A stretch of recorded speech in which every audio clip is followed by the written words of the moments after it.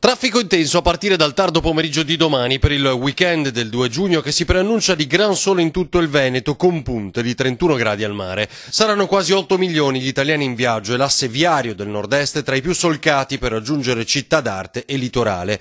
Per Autovie Venete l'incremento dei flussi di traffico si registrerà già da domani mattina per raggiungere il culmine venerdì con possibili congestioni e code in A4 sulla Venezia-Trieste.